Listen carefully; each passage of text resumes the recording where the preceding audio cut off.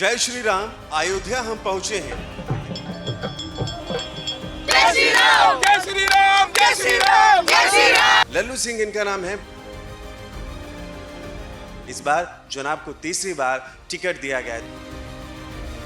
अयोध्या विधानसभा से 5 बार विधायक और उत्तर प्रदेश सरकार में पर्यटन, फिर बाद में ऊर्जा मंत्री की जिम्मेदारी भारतीय जनता पार्टी ने हमको दी थी।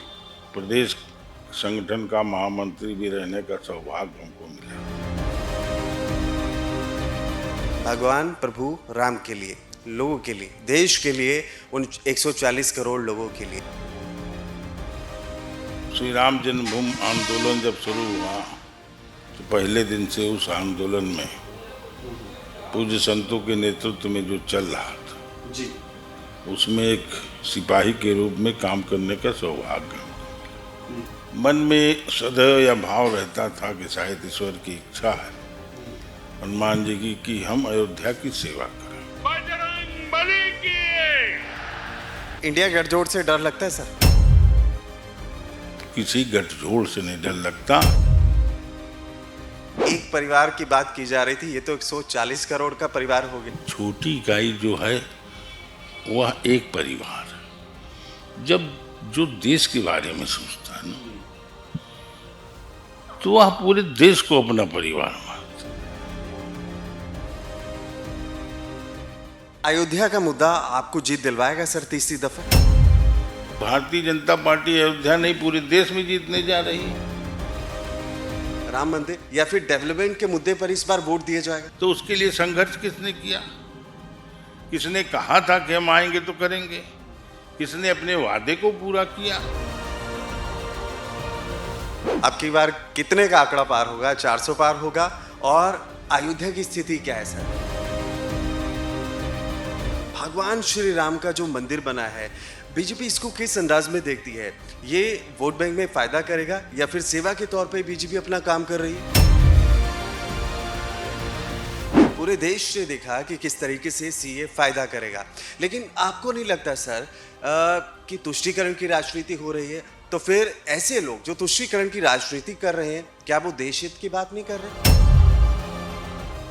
जय श्री राम। अयोध्या हम पहुंचे हैं। अयोध्या पहुंचे हैं तो भगवान राम के दर्शन तो आपको करवाए हमने, लेकिन आज लोकसभा चुनावों को लेकर भी बातचीत करेंगे। एक ऐसे चेहरे से आपका तारुफ करवाएंगे, वो चेहरा यहाँ पर काफी जाना पहचाना है, लोगों की सेवा करता है और दिल्ली तक उसका उठना बैठना यहाँ पर प्रधानमंत्री नरेंद्र मोदी से लेकर अमित शाह से लेकर राजनाथ सिंह जी से है। सिर्फ उठने बैठने को लेकर बात इसलिए कही है क्योंकि काम जब आपका बोलता हो या फिर आप उस लेवल की मेहनत करते हो तो बिल्कुल बीजेपी या फिर उसके जो सिपह सलाहकार हैं वो सम्मान की दृष्टि से देखते भी हैं और उतना सम्मान देते भी हैं। इस बार जनाब को तीसरी बार टिकट दिया गया है। 2 बार सांसद रहे हैं, 3 बार एमएलए और इससे पहले 2 विभागों में मंत्री पद पर भी ये रह चुके हैं। लल्लू सिंह इनका नाम है। बातचीत करते हैं। जनाब बहुत बहुत स्वागत करते हैं आपका माय हिंदी टीवी पर सर। धन्यवाद। राम जन्मभूमि पर आपको लगता है ये गौरवान्वित चीज है कि आपने पहले भी सांसद के तौर पर सेवा की सर, और तीसरी बार आपको बीजेपी ने मौका दिया है।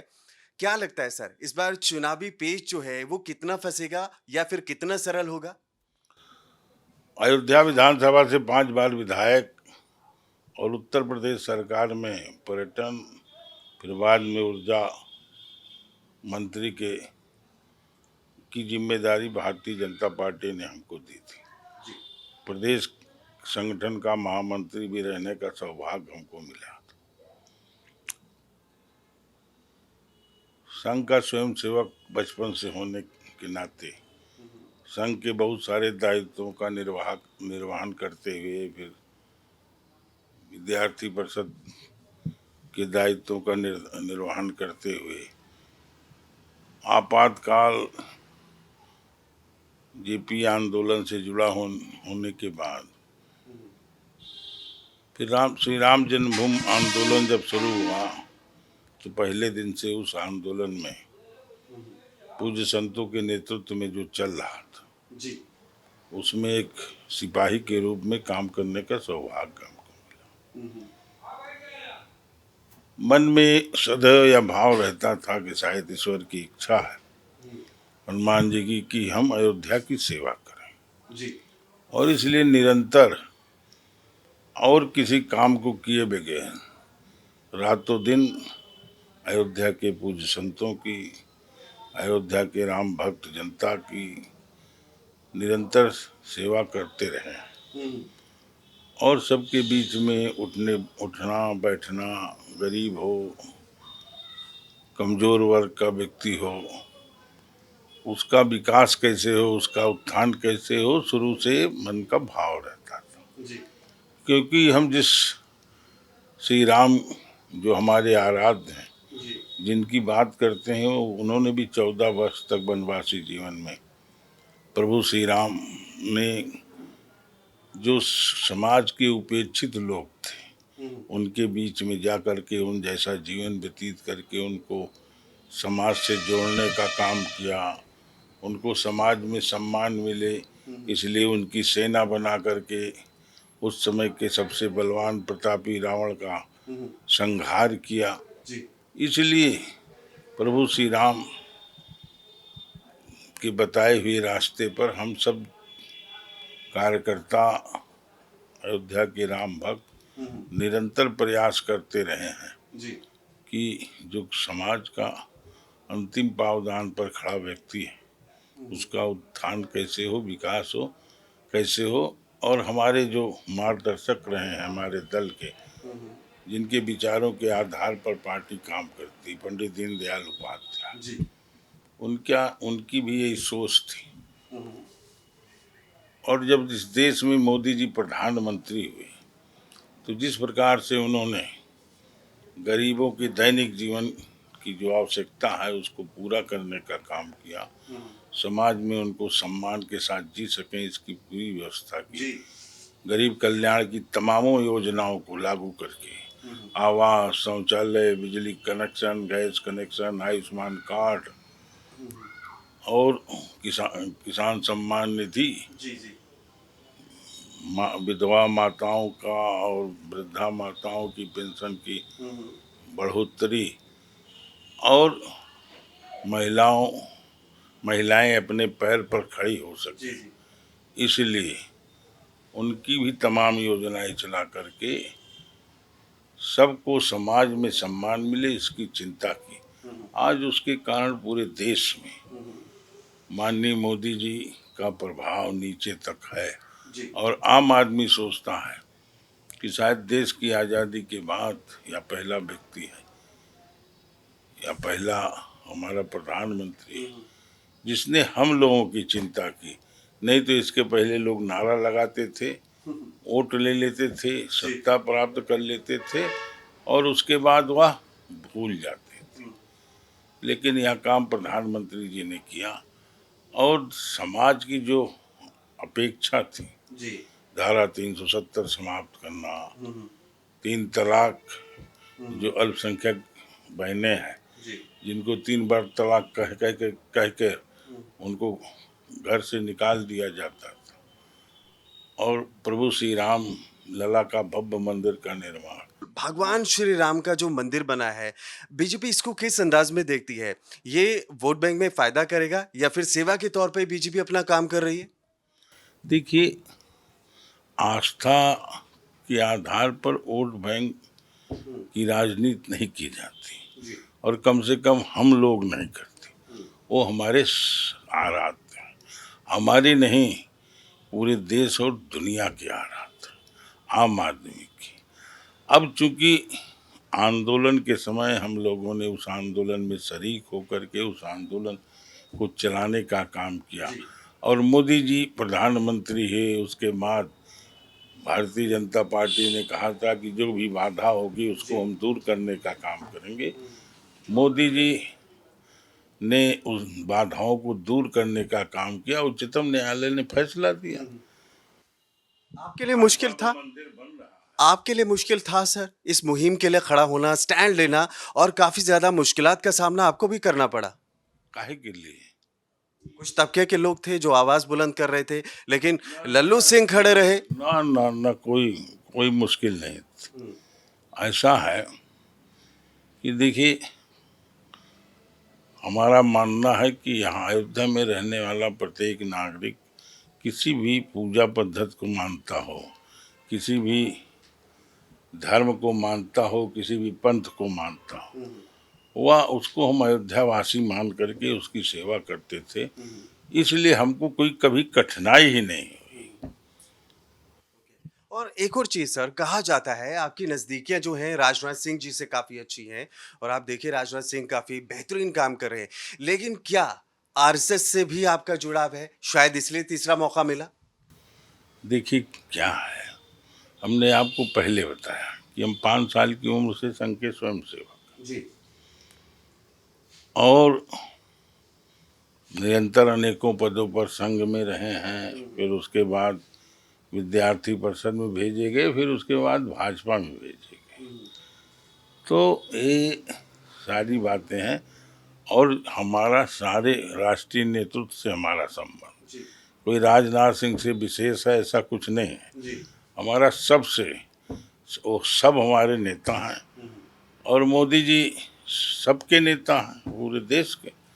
तो इसलिए कि राजनाथ सिंह से ही हमारे संबंध है ऐसा नहीं। हम विधायक थे तो मुख्यमंत्री थे, तो स्वाभाविक रूप से मुख्यमंत्री थे तो विधायक के नाते ज़्यादा मिलना जुलना होता था।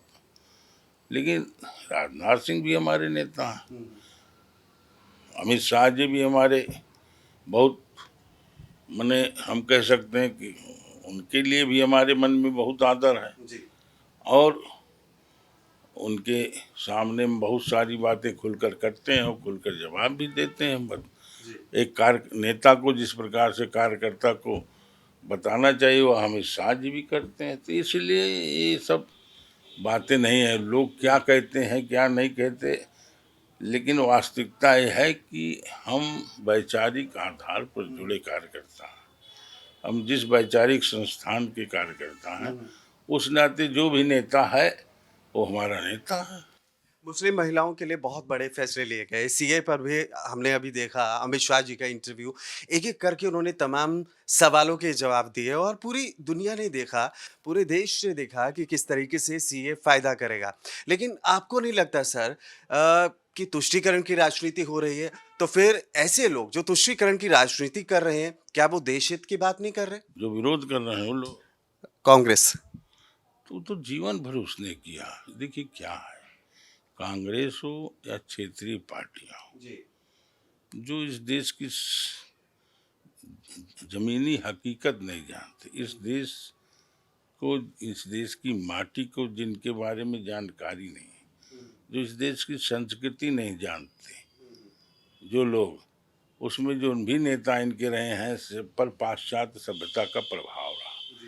पढ़े लिखे बड़े घर के लोग थे, इसलिए वो समझ ही नहीं पाए कि हमको करना क्या चाहिए। तो उसके कारण कांग्रेस की अपनी समस्या, लेकिन सत्ता प्राप्त करने के लिए कि अमुक अमुक जातियां अमुक अमुक धर्म का वोट हमको मिल जाए तो हम सत्ता पा जाएंगे, इसलिए कांग्रेस वो करती रही है। इसी प्रकार प्रदेशों में क्षेत्रीय पार्टियां भी करती रही कि अमुक अमुक जात का वोट हमको मिल जाए और फिर जो है एक जात से उनका ज़्यादा जुड़ाव रहता था उसका वोट मिल जाए। जी जी। तो इसी प्रकार वो प्रत्याशी खड़ा करते। उद्देश्य इन लोगों का केवल सत्ता था, सत्ता, देश नहीं था। आपने देखा होगा कि मोदी जी जब भारतीय जनता पार्टी ने इस देश में उनको प्रचार समिति का अध्यक्ष बनाया, जब उन्होंने दौरा शुरू किया पूरे देश का, तो देश की बात शायद पहली बार किसी राष्ट्रीय नेता ने शुरू की पब्लिक के बीच में, और लगातार वो प्रधानमंत्री बनने के बाद ही देश की बात तो करते रहे। आम आदमी के मन में देश के प्रति लगाव बढ़े, भाव बढ़े, जीने मरने के उसके अंदर जज्बा हो, यह मोदी जी का प्रयास शुरू से प्रयास है। और अब तो वो 140 करोड़ परिवार जन की बात करते हैं, इसलिए करते हैं कि इस देश में रहने वाला प्रत्येक नागरिक वह भारत माँ का सबूत है और सब हम सब एक हैं। पंथ अलग हो सकते हैं, धर्म अलग हो सकते हैं, पूजा पद्धतियाँ अलग हो सकती हैं, लेकिन यहाँ की जलवायु में रहते हैं, यहाँ की माटी में रहते हैं, यहाँ का नदियों के जल का उपयोग हम करते हैं। और दुनिया में जिस भी देश में जिस धर्म की आबादी ज़्यादा होती है, उसी धर्म की संस्कृति वहाँ चलती है। एक मुहिम आप लोगों ने चलाई है, मैं मोदी का परिवार। ये जवाब आपने तो बहुत मुनासिब दिया। आपको लगता है कि एक परिवार की बात की जा रही थी, ये तो 140 करोड़ का परिवार हो गया। देखिए, छोटी इकाई जो है वह एक परिवार है। जब जो देश के बारे में सोचता है ना, तो वह पूरे देश को अपना परिवार मानता, समझे कि नहीं। जो छोटी इकाई के आधार विचार करता है वो अपने परिवार की बात। जैसे कांग्रेस के शासन काल में अंग्रेजों ने योजनाबद्ध रूप से इस देश में संयुक्त परिवार की व्यवस्था थी। योजनाबद्ध रूप से व्यक्तिवादी सोच को बढ़ावा दिया, जिसके कारण परिवार टूटे। क्या है कि जो संयुक्त परिवार की व्यवस्था थी, उसमें से ही समाज एक हो, समाज एक रहे, यह भाव पैदा होता था। लेकिन जब व्यक्तिवादी सोच बढ़ी, तो उसके कारण जो परिवार था वो भी टूटा, और व्यक्तिवादी सोच के कारण देश के प्रति भाव भी नहीं टूटा। तो लंबे समय तक लोग देश की बात भूल गए, अपने देश का अपना पुरातन जो अस्तित्व है उसको भूल गए, अपने पुरातन इतिहास को भूल गए, यहाँ के ऋषियों मुनियों को भूल गए, यहाँ के आस्था केंद्रों को भूल गए। हमारा मानना है कि सारे हमारे संस्कार केंद्र हैं जो आने वाली पीढ़ी को संस्कार देते हैं, और उसका परिणाम हुआ कि इस देश में धीरे धीरे व्यक्तिवादी सोच इतनी बढ़ गई कि आदमी सब भूल गए। इंडिया गठजोड़ से डर लगता है सर? किसी गठजोड़ से नहीं डर लगता, इसलिए कि मोदी जी आम आदमी के हृदय में बसे, क्योंकि इस प्रकार की चिंता किसी ने नहीं की। सबका साथ, सबका विकास, सबका विश्वास, के लिए प्रयास। आप बताइए, जितना गरीब हिंदू आवास पाया होगा, उससे कम मुसलमान नहीं पाया। अब किसी गांव में चले जाइए, किसी मोहल्ले में चले जाइए, अब अयोध्या में ही चले जाइए, जो गरीब है उनको मिला, सारी सुविधाएं उनको मिली। इसलिए हमें मानते हैं कि भारत इस देश के नागरिक हैं, भारत माँ के सपूत हैं, इसलिए उनको यह मान करके उनकी जो चिंता करनी चाहिए वह करते हैं। अयोध्या का मुद्दा आपको जीत दिलवाएगा सर तीसरी दफे? देखिए क्या है, आप फिर अयोध्या का मुद्दा बता रहे हैं। हम अयोध्या में जो विकास हुआ, अयोध्या में जो काम हुआ, और अयोध्या में जो आम आदमी की चिंता हुई, उसके कारण जो मोदी जी के प्रति जन जन में जो है विश्वास है, जो श्रद्धा है, आदर है, उसके कारण भारतीय जनता पार्टी अयोध्या नहीं पूरे देश में जीतने जा रही है। हमने कहा ना कि वो हमारी श्रद्धा के केंद्र, आस्था के केंद्र, हमारे मने जिन जो है हमारे भगवान है। देखिए, भगवान वो सबके हैं। मुझे लगता है इसमें कांग्रेस, इसमें या फिर बीजेपी, या फिर इसमें कोई आम जन नहीं है, कोई समुदाय नहीं है, तो सबका है।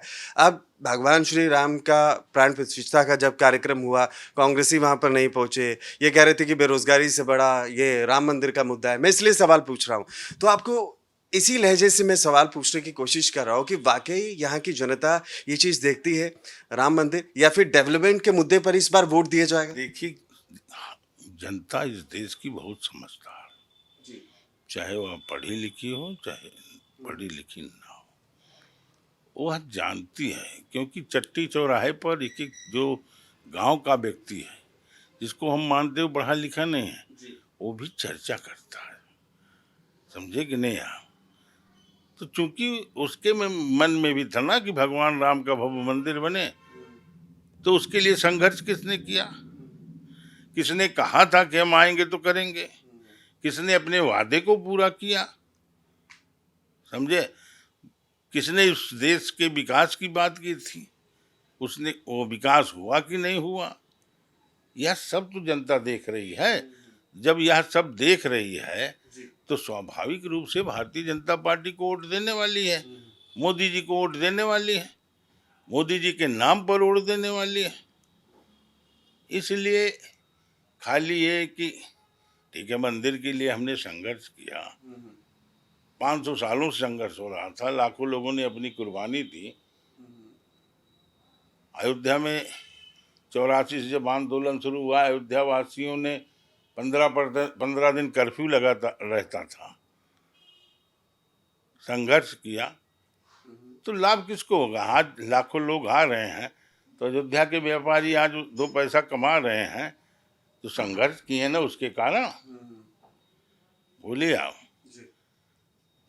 उनको ये लगता कि हम लाभ के लिए कर रहे थे, हमको ये लगता है कि वो हमारा श्रद्धा केंद्र था, हमारी आस्था का केंद्र था, और राम इस देश की संस्कृति है जिसके प्रति पूरे देश और दुनिया का, जिसके जीवन चरित्र के कारण जिसके सामने नतमस्तक है। तो हम इसलिए उसके लिए संघर्ष कर रहे थे, इसलिए वहां भव्य राम का मंदिर बने इसके लिए संघर्ष कर रहे थे। अब अयोध्या में उनका जन्म नहीं हुआ तो कहाँ होगा भाई? हाँ बताइए। एक और चीज पूछना चाहूंगा, अयोध्या को अगले 5 सालों में आप कहाँ देखना चाहते हैं? वर्ल्ड के मैप पर या फिर पूरे देश में? तो चर्चाओं में है ही। ऐसा है, इस देश के प्रधानमंत्री माननीय नरेंद्र मोदी जी ने लगातार कहा है कि अयोध्या को दुनिया का सुंदरतम नगर बनाने वाले हैं, और उसी दृष्टि से यहाँ का विकास हो रहा है, उसी दृष्टि से यहाँ विकास की योजनाएं बन रही हैं। मोदी जी निरंतर यह प्रयास करते रहते हैं, योगी जी उनकी योजनाओं को निरंतर क्रियान्वित करने के लिए लगातार अयोध्या आते रहते हैं। हम सब भी एक सिपाही के रूप में क्या क्या होना चाहिए, क्या नहीं होना चाहिए, उसका प्रस्ताव लेकर जाते हैं। जो उचित लगता है उसको भारत सरकार स्वीकृत करती है। तो जो हमारी जिम्मेदारी हम कर रहे हैं, जो जिसकी जिम्मेदारी वह कर रहा है, यहाँ पर हमारा बूथ प्रमुख भी कर रहा है, उससे भी हम लोग सलाह लेते हैं कि भाई क्या क्या होना चाहिए, यहाँ कैसे होना चाहिए। क्योंकि भारतीय जनता पार्टी का संगठन एक परिवार है, और हम सब पूरे परिवार से सलाह लेते हैं, संगठन करते हैं, और उसके बाद जिस विभाग से काम कराना उस विभाग में प्रस्ताव देते हैं, माननीय प्रधानमंत्री जी के यहाँ प्रस्ताव देते हैं कि यह काम होना चाहिए। अब उसके बाद माननीय प्रधानमंत्री जी विचार करते हैं, जो उचित है उसको स्वीकृत करते हैं। 2 सवाल एक साथ पूछूंगा। आपकी बार कितने का आंकड़ा पार होगा? 400 पार होगा? और अयोध्या की स्थिति क्या है सर? आप देश प्रसाद से किस तरीके से मुकाबला देखते हैं? ऐसा है, देश के प्रधानमंत्री माननीय नरेंद्र मोदी जी ने, जो आज दुनिया के सबसे लोकप्रिय नेता, उन्होंने सिर पैर के तो ये नहीं कहा ना, उसका आधार है, समझे ना? पूरा देश चाहता, कौन है एक नाम बता दीजिए जो मोदी जी के विकल्प में हो। तो उन्होंने अगर 400 पार की बात की है तो भारतीय जनता पार्टी ही नहीं, एक एक व्यक्ति मोदी जी ने जो कहा है उसको पूरा करने के लिए निरंतर प्रयासरत है। और अब देश वाली बात रह गई है, क्या मुकाबला देखते हैं सर? और देखिए क्या है, अवधेश जी बड़े भाई हैं, मुकाबला क्या है क्या नहीं तो आप घूम रहे हैं, आपको पता होगा, हम कुछ कह नहीं सकते उस संबंध में, समझे आप? तो इसलिए कुछ कहना नहीं है हमको। लेकिन कॉन्फिडेंट नजर आ रहे हैं सर आप। जो हम कह रहे हैं कि पूरी भारतीय जनता पार्टी पूरे देश में चुनाव जीत रही है और 400 पार पा रही है, तो हम काहे न रहेंगे? हम भी तो भारतीय जनता पार्टी के एक सिपाही हैं। बात खत्म। धन्यवाद सर आपका। तो फिलहाल आपने सुना लल्लू सिंह जी किस तरीके से बेबाकी से अपनी बात रखते हुए नजर आए। अब की बार 400 पार या फिर अयोध्या के मसले पर उन्होंने बताया, ये चीजें जो हो रही हैं सिर्फ राजनीति को लेकर नहीं हो रही हैं, ये चीजें हो रही हैं भगवान प्रभु राम के लिए। लोगों के लिए, देश के लिए, उन 140 करोड़ लोगों के लिए। तो राजनीति को लेकर हालाँकि वो खुलकर नहीं बोले क्योंकि राजनीतिक उनका ऑरा नहीं है, राजनीति से ज़्यादा वो काम करते हैं या फिर राम मंदिर के बारे में सोचते हैं और लोगों की सेवा। फिलहाल उम्मीद है ये इंटरव्यू आपको पसंद आया होगा और ज़्यादा से ज़्यादा इस इंटरव्यू को आप शेयर कीजिएगा। नमस्कार, जय श्री राम।